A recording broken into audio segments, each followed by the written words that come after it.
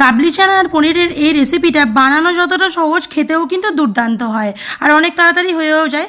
আগের দিন রাতে কাবলি চানা ভিজিয়ে রেখেছিলাম, লবণ হলুদ জল দিয়ে প্রেসারে 4টে সিটি মেরে নিতে হবে।